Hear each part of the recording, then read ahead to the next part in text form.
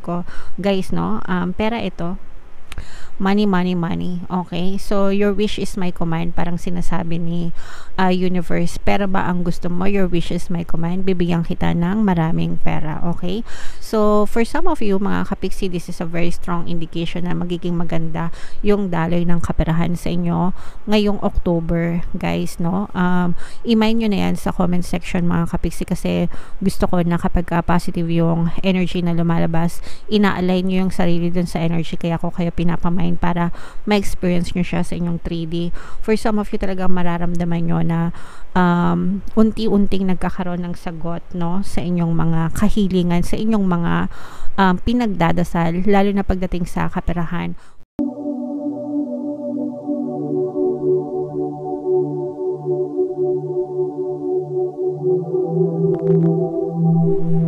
Hello guys, hello Gemini, welcome back to Pinoy Pixie Tarot. Ang pamagat ng ating episode for tonight is monthly taroscope para ngayong October para sa Gemini, Sun, Moon, Rising, Sign, and Venus. General reading lang guys, pwede mag-resonate, pwedeng hindi. Sa dulo ng video guys, magkakaroon tayo ng yes or no pick a card reading. Ito yung deck na gagamitin natin mamaya. Pwede kayong magtanong ng isang tanong, answerable by yes or no. Testing na natin yung sagot ng tarot sa inyo. So, sa dulo ng video yan guys, kaya make sure na tapusin nyo yung video hanggang sa dulo. Okay? So, tingnan natin. Gemini, yung mga mensahe para sa inyo ngayong October. Comment down below guys if naka-resonate kayo sa mga mensahe para sa inyo. We have choose a new direction. Meron tayong improving health. Wow. And meron tayong yes. Okay, so gustong-gusto natin to guys, lumalabas yung yes, no, kasi this is a very positive confirmation from your guides na yes, ang lahat para sa'yo. Pero ibangga nyo to mamaya dito sa inyong pick a card reading, kasi pag yes ito, tapos yes din yung lumabas sa inyo, ibig sabihin yes na yes talaga, okay? Pero pagka yes dito, tapos no yung lumabas dito, 50-50% yan. So, pwedeng maybe, okay? Pero, syempre, maganda na to. Simula pa lang talagang yes na agad. So, nagbibigay ito sa inyo ng positibong vibration, mga kapiksi, na lahat ng inyong naisin, yung inyong hinihiling, yung mga pinagdadasal nyo is magkakaroon na ng kasagutan from the heaven, mga kapiksi. Okay? Choose a new direction guys, no? If feeling nyo hindi nagmamanifest yung mga hinihiling nyo, yung mga dinadasal nyo, wala pa rin kayong nakikitang resulta doon sa mga desires nyo, sa mga goals nyo, you may need to choose a new direction para maabot nyo yung mga desires nyo. So for example, gusto nyo makarating ng airport, tapos traffic sa EDSA, diba? Anong gagawin nyo? Syempre, pagka na-traffic kayo, pwedeng ma-late kayo sa flight nyo, hindi kayo umabol, diba? May iwanan kayo ng biyahe. So, yung sinasabing choose a new direction, hanap kayo ng ibang daan aside sa EDSA. So, pwede kayo mag-shortcut or maghanap kayo ng mga alternative route. Pero yung ruta nyo, the same pa rin, or yung destination nyo, same pa rin, which is yung airport, yun yung destination nyo. So, sa buhay, ganun din mga kapiksi. Let's say, for example, gusto nyong yumaman, di ba? Tapos, ang direction nyo is magtrabaho, mag-overtime para yumaman. Pero, hindi naman kayo yumayaman sa pagtatrabaho or pag-overtime, you may need to choose a new direction. Baka kailangan mong mag-invest, baka kailangan mong mag-side hustle, baka kailangan mong magdagdag ng negosyo para yumaman ka. So, ganun yung ibig sabihin ng mga kapiksi. You may need to choose a different direction, pero yung goal mo, the same pa rin. Kasi baka mamaya traffic dun sa dinadaanan mo or maraming balakid, maraming blocks, kaya hindi mo na-achieve yung gusto mo. Okay? So, ganun lang yung ibig sabihin mga kapiksi. And ito, pang ilan na kayo sa zodiac sign na nakakakuha ng ganitong mensahe, pero this is a very positive one kasi nag-i-improve na guys yung inyong kalusugan, no? And when it comes to health guys, lahat yan, mental, emotional, physical, and even spiritual, dapat pare-parehas yan na pinagtutuunan natin ng pansin mga kapiksi. Healthy body, healthy mind, healthy body. Okay? So this is a good news kasi nag-improve yung kalusugan nyo mga kapiksi, pero this is something that you shouldn't take for granted. Wag nyo siyang i-take for granted. Make sure na kapag meron kayong mga nararamdaman na hindi maganda sa inyong katawan, sa inyong kalusugan, magpa-check up agad kayo, kumonsulta agad kayo sa mga manggagamot, mga kapiksi. Hindi tayo nag-health reading sa ating channel because gusto natin yung mga professional yung inyong puntahan, mga kapiksi. Sila yung mga kapag-diagnose ng mga sakit nyo, sila yung mga tamang tao na makakapagbigay ng karampatang lunas. Wag natin silang i-take for granted, mga kapiksi. Okay? Alright, so comment down below guys if nakaresonate kayo dyan sa mga mensahe para sa inyo, Gemini. Tignan natin yung ganap sa buhay nyo ngayong October gamit itong deck na to. Hahanapin ko guys yung energy ng Gemini habang sinashuffle ko to.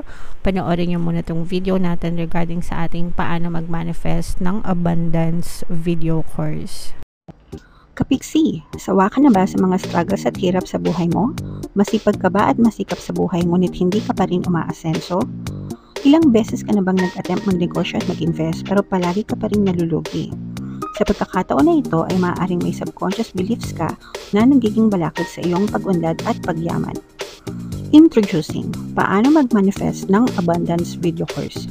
Dito ay matututunan mong ma-overcome ang mga balakid mo para tuluyan ka ng umunlad, umasenso, sumagana, maging matagumpay, successful at maswerte sa iyong kabuhayan, pera, trabaho, negosyo, salapi at kaperahan ng bonggang-bongga. Dali, mag-send na ng email sa pinoypixietarot@gmail.com at simulan na ang iyong pagyaman ngayon. Alright, so mag-avail ka na ng course kapiksi, sobrang ganda talaga niyan, and magbibigay ako ng 1 free pampaswerte subliminal sa lahat na mag-avail ng course until September 31, so mag-avail na kayo mga kapiksi. And meron din tayong email coaching guys, no? Manifest your desires using the law of attraction. If meron kayong mga specific na gusto nyong i-manifest, pwedeng love and relationship, pwedeng money or career guys, pwede kayong magpabook ng email coaching session with me. Mag-send lang kayo ng email sa pinoypixietarot@gmail.com. Wow, so napakaganda ng reading nyo mga kapiksi. Grabe, pera. Unahin mo okay, so ayusin muna natin. Gemini, kayo ay na-represent ng King of Swords sa ating spread. Lumabas din yung feminine energy ng Gemini mga kapiksi. For some of you, you may also be dealing with an air sign, Aquarius, Gemini, Libra. Pero yun yung sinasabi ko guys, no? Pera ito. Money, money, money. Okay? So, your wish is my command. Parang sinasabi ni universe, pera ba ang gusto mo? Your wish is my command. Bibigyan kita ng maraming pera. Okay?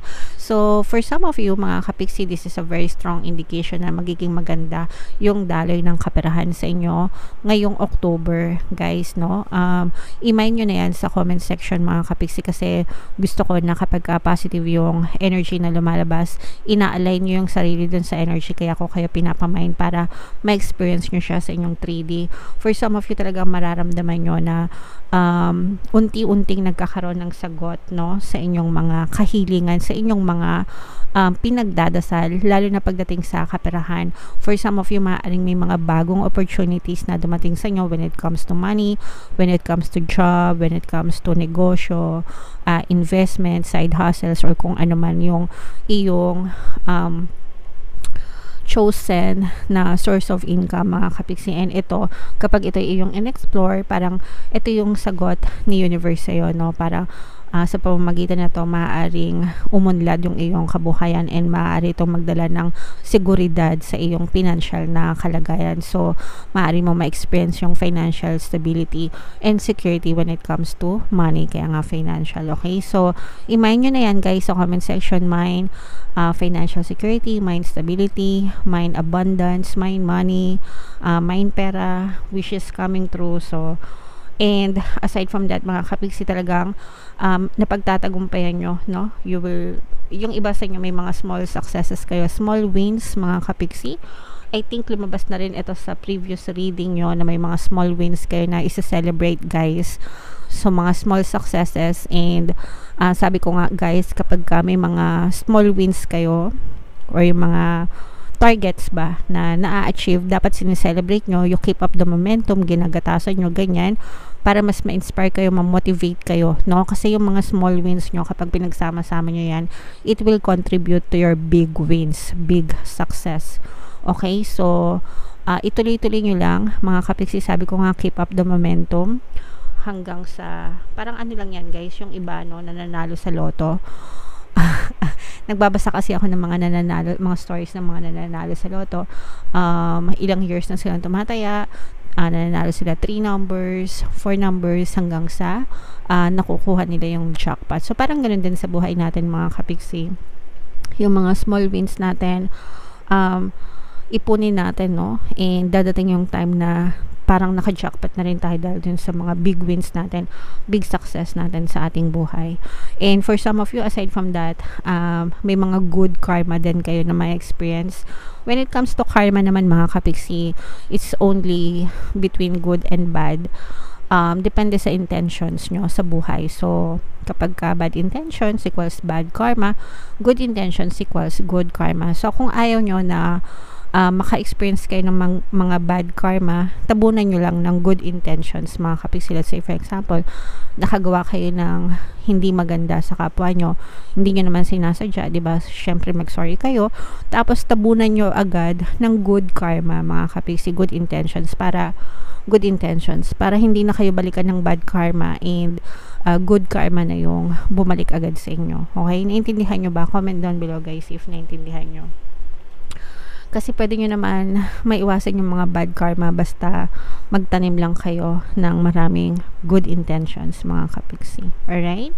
For some of you guys, parang I'm sensing na gusto nyo munang ipahinga yung isip nyo kasi you may be having some kind of conflicting thoughts. Parang pag sinabing conflicting thoughts, baka may mga naguguluhan ka sa isip mo, mga bagay na bumabagabag sa'yo, whatever that may be. I'm sensing na this is more on love energy mga kapiksi kasi parang yung iba sa inyo, you've been trying to manifest contact with a specific person.